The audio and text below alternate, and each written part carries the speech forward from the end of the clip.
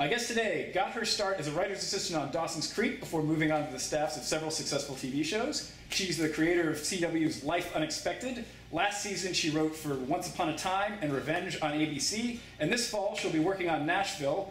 Please join me in welcoming Liz Tigelaar. Liz, thank you for being here today with us. Thanks for having me. It's so great to meet you. I have to say that when we were starting to do these shows, I had like a list of like my top 5 people I wanted to interview, and you were one of those top 5. So what I guess I should say is there's a good chance it's all downhill for me after today. So very excited about this. And one reason I really wanted to interview is you sort of represent the basic path in TV. You started as a PA over on Dawson's Creek, worked up to writer's assistant, and can you tell us a little bit about how that led to your first script assignment on TV? Yeah, well, so let me think. I went to Ithaca College in upstate New York, and they had a program where you could come out to LA and intern. And so I did the program a couple times, but the second time I ended up on Dawson's Creek.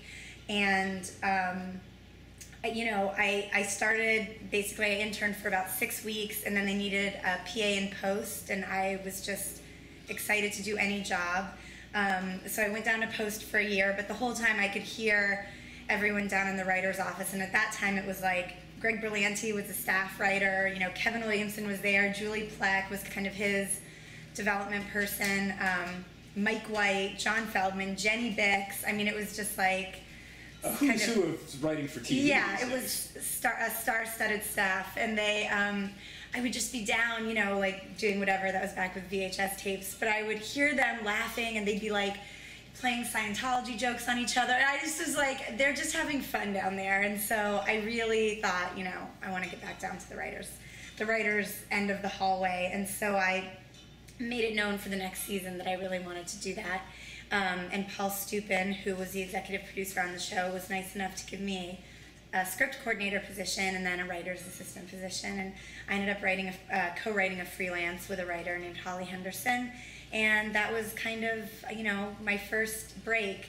The script was not great. It was about a boat race. It was well, like it was kind of a pivotal one in that storyline. Like I should set the stage. This is season 3 of Dawson's Creek. This is the Greg Berlanti era, which frankly is my favorite era, seasons 3 and 4. Yeah. And this is the whole Joey and Pacey are getting together storyline, and Dawson has just found out. Yeah. And you got to basically write the episode where they, you know, metaphorically came to blows over it. Yes, but basically I wrote the episode after the best episode ever, which was a kind of Rashomon episode where Dawson found out, written by Gina Fattori, which was a great episode. And so we wrote the next one, and you know, we did a decent job. It didn't lead to getting on staff, but it was an amazing experience, and it was our first script, and it allowed me to kind of save some money and, you know, figure out where I was going to go next. And then that ended up being with Winnie Holzman, who was on Once and Again at the time. Well, how did they decide that it was going to be you and Holly who wrote that episode? Like you said, it came after one of the most important ones yet. And then, you know, how do the writer's assistants get a shot at writing that big an episode? I don't know. I mean, you know, I think a little of it was luck. Probably a lot had to do with the fact that it was toward the end of the season. If they were going to give us one, it needed to be soon.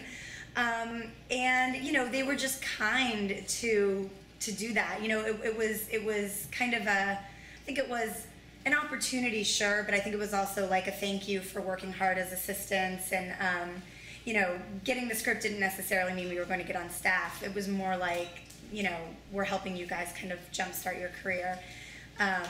You know, other assistants that wrote scripts like Anna Fricke, you know, kind of parlayed that into staff jobs. So she did it a little more successfully, but it was amazing. And you know, it definitely helped me because I was only 24 at the time.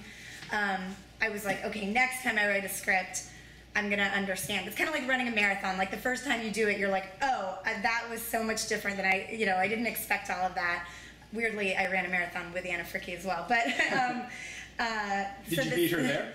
No, she beat me there too. She, you know, the whole time she acted like she couldn't do it, and then she did it. It was amazing. She was in much better shape than I was. But it was, you know, the whole experience was good, and what it led to was when I was on American Dreams then a few years later, and John Feldman, who had also been there at Dawson's, he was on American Dreams as well, and when I got the freelance there, also from being an assistant, I was ready. You know, I think that was the difference. I think at 24, I just wasn't quite ready yet. I didn't know how much I didn't know, and after I wrote it, I learned. I will say, I think you're a little hard on the episode because there are some fans of that show who like it because for some people it sort of confirms what they thought about Dawson all along. Yeah.